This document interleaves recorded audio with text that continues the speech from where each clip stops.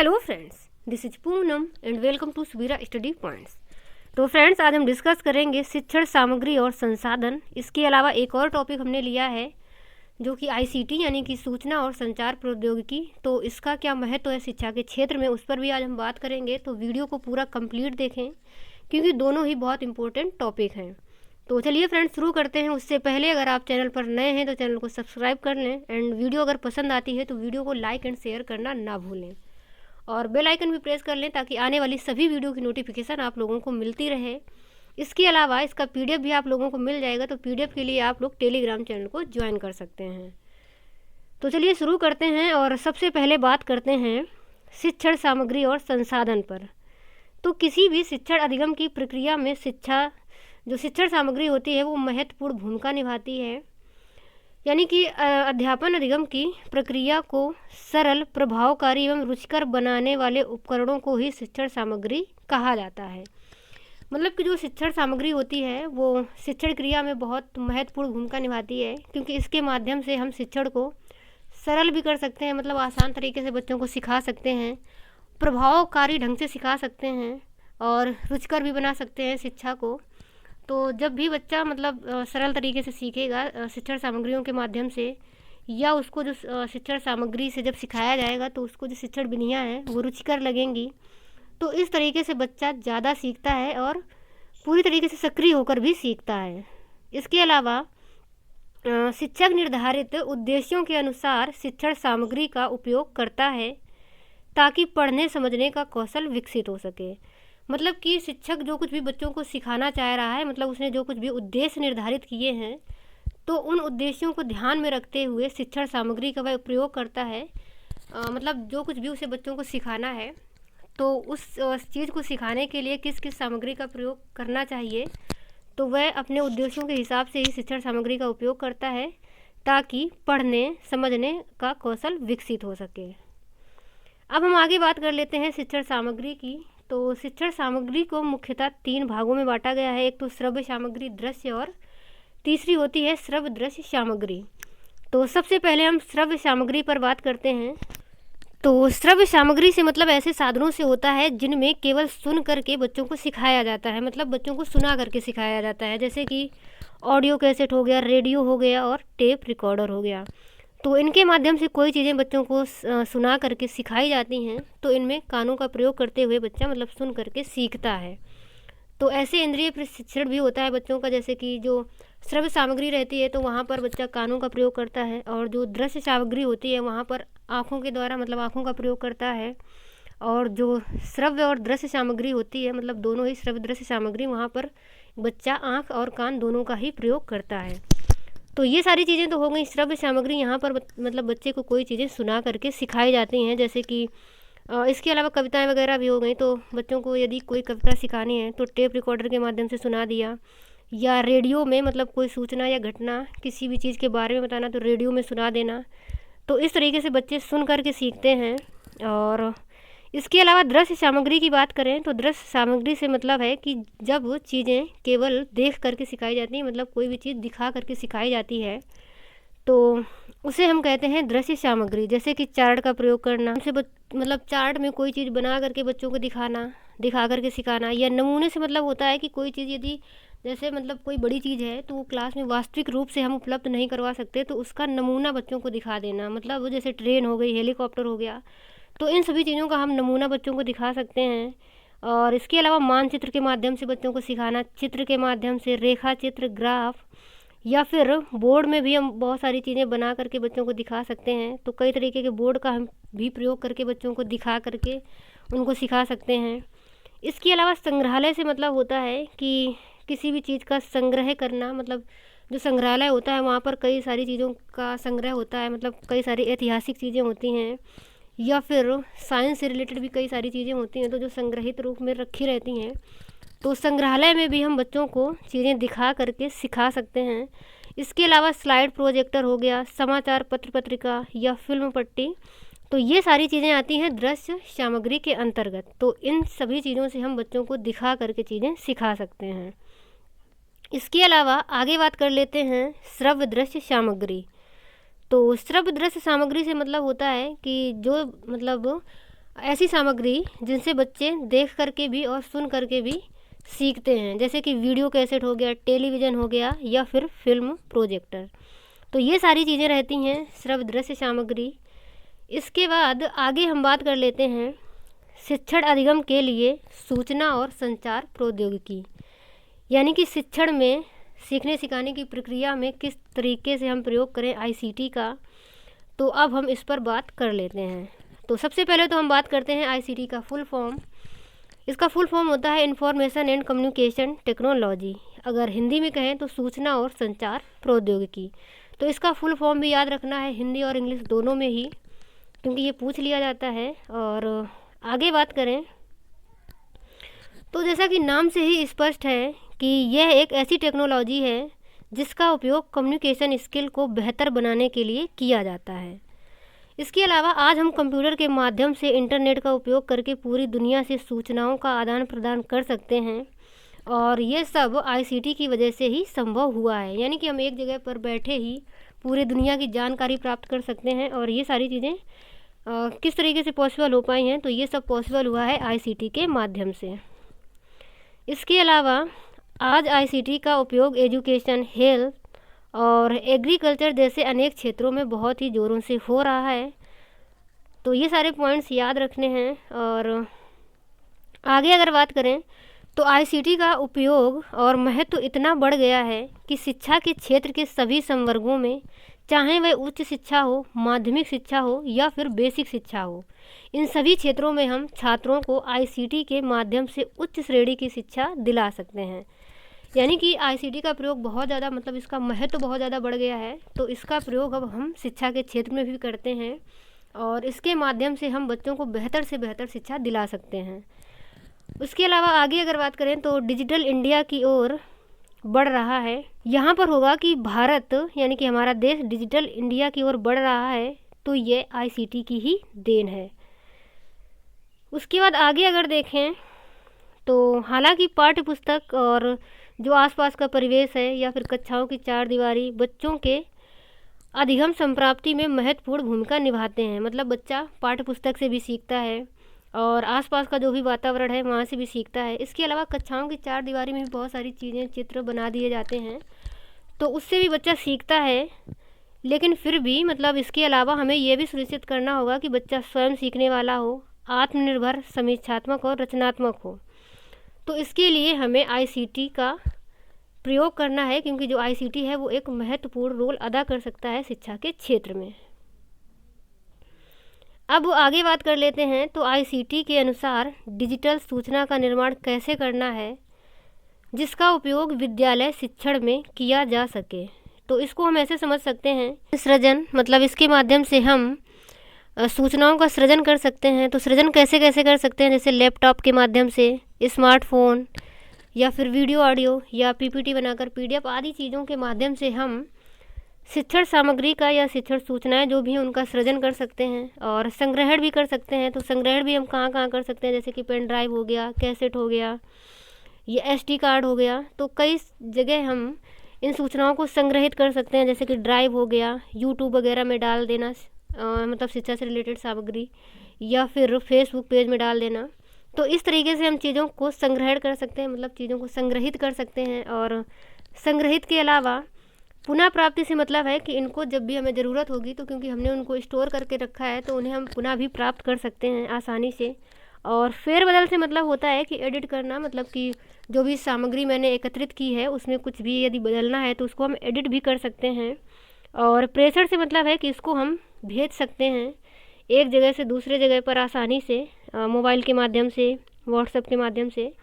तो आदि कई तरीक़ों से हम, या फिर जैसे ईमेल हो गया, तो सभी तरीक़ों से हम मतलब भेज सकते हैं, प्रेषित कर सकते हैं चीज़ों को। और प्राप्ति से मतलब है कि जैसे भेजा है मोबाइल, व्हाट्सएप से, ईमेल वगैरह से, या जैसे भी भेजा है तो उसी तरीके से हम इन सूचनाओं को प्राप्त भी कर सकते हैं। तो इस तरीके से इन डिजिटल सूचनाओं का निर्माण किया जा सकता है और आसानी से आदान प्रदान भी हो सकता है और उपयोग भी हम इसका आसानी से कर सकते हैं।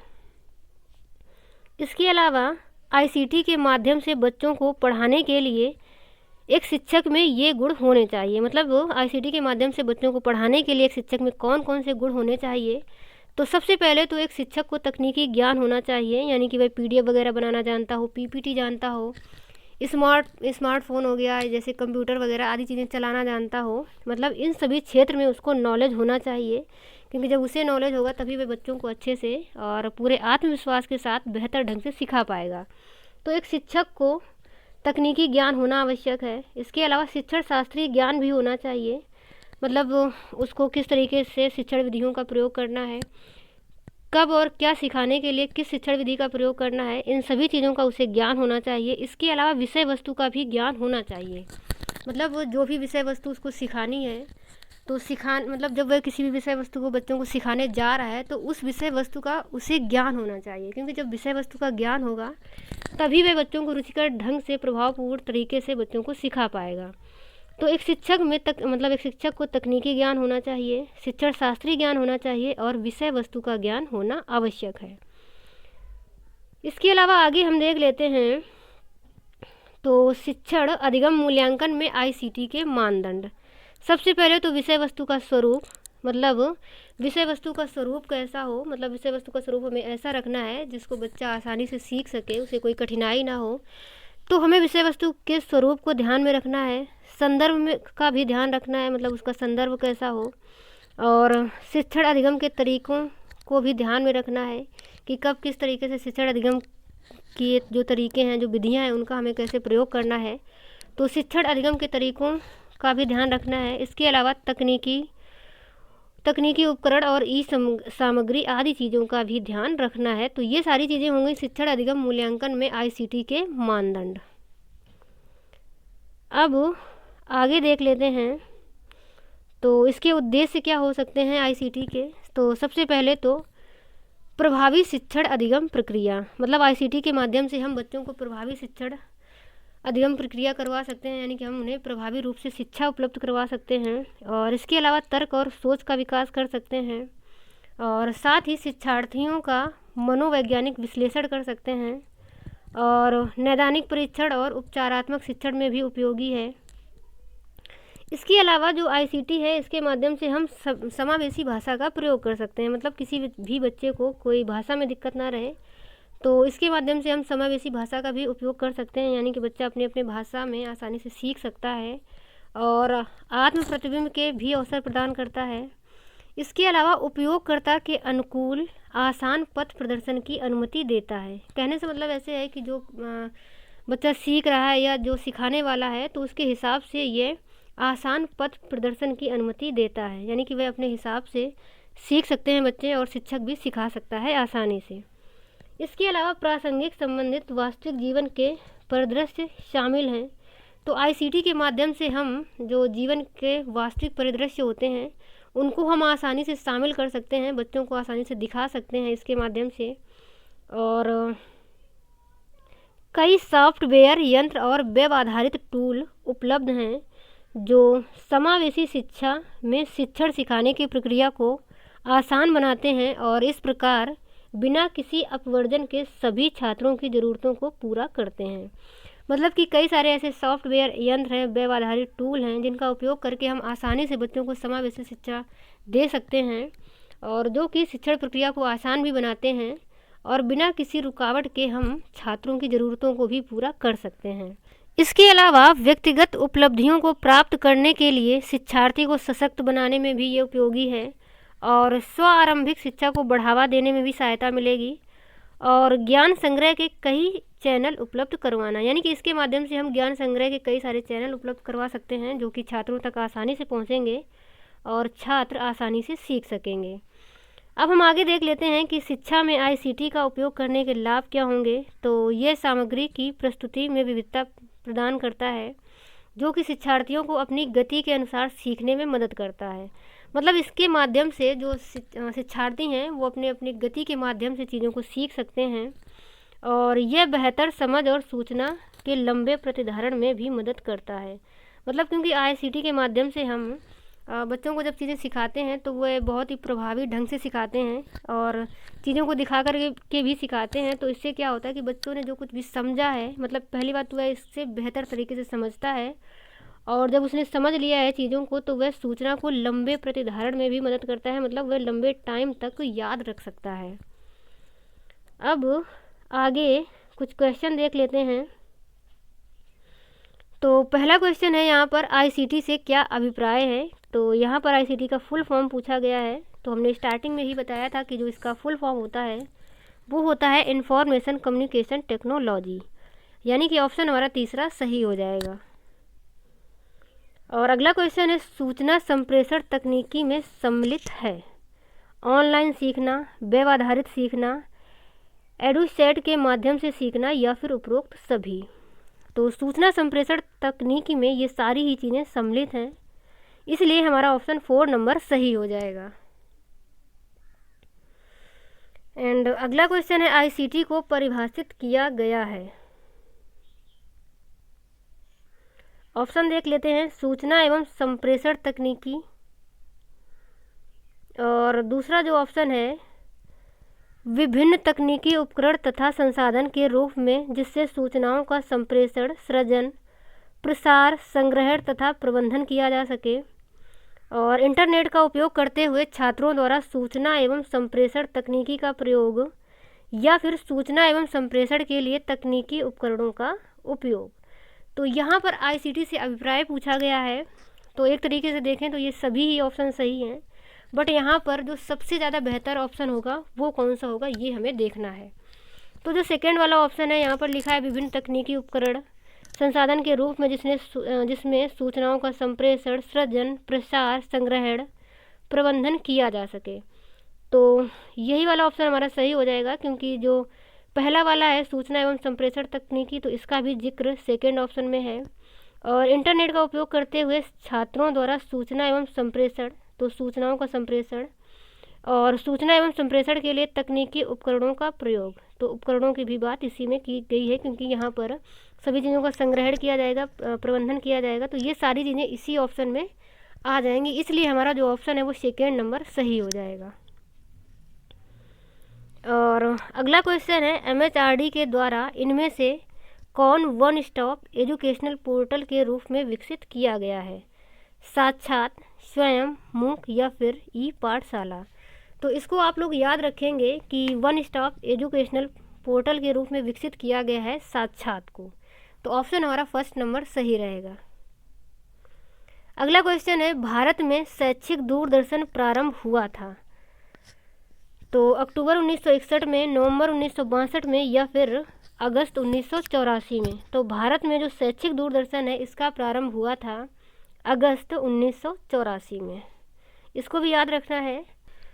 उसके बाद अगला क्वेश्चन भी देख लेते हैं। तो अगला क्वेश्चन है, इनमें से कौन सा एक टेलीविज़न चैनल है जो मानव संसाधन विकास मंत्रालय, भारत सरकार द्वारा शैक्षिक उद्देश्यों की पूर्ति के लिए शुभारंभ किया गया है, स्वयं, स्वयं प्रभा, 1 व 2 दोनों या फिर ज्ञान दर्शन। तो इसको भी आप लोग याद रखेंगे कि मानव संसाधन विकास मंत्रालय, भारत सरकार द्वारा शैक्षिक उद्देश्यों की पूर्ति के लिए शुभारंभ किया गया है, ये है स्वयं प्रभा। और अगला क्वेश्चन है, निम्न में से कौन सा डिजिटल संचार का अवांछित रूप है जो वास्तविक गोपनीयता और सुरक्षा जोखिम पैदा नहीं करता। तो यहाँ पर जो पहला ऑप्शन है कीड़ा, ये भी जोखिम उत्पन्न करता है, और स्पाईवेयर, इसके माध्यम से भी जो डाटा वगैरह है वो चोरी होता है, तो ये भी जोखिम उत्पन्न करेगा, और वायरस ये भी हानिकारक होता है। तो ऑप्शन हमारा जो तीसरा है ये वाला सही हो जाएगा। और अगला क्वेश्चन है, संचार प्रक्रिया का सही क्रम निम्न में से कौन सा है। तो ऑप्शन है भेजने वाला, संदेश, माध्यम, प्राप्तकर्ता। मतलब कि जो भेजने वाला होगा वो संदेश को भेजेगा और वह किसी न किसी माध्यम से भेजेगा और फिर वह कोई ना कोई उसको प्राप्त करेगा। तो ऑप्शन हमारा पहला ही यहाँ पर सही है। और तो चलिए फ्रेंड्स, आज की वीडियो में हम इतना ही रखते हैं, और मैं आशा करती हूँ कि आप लोगों को समझ में आया होगा।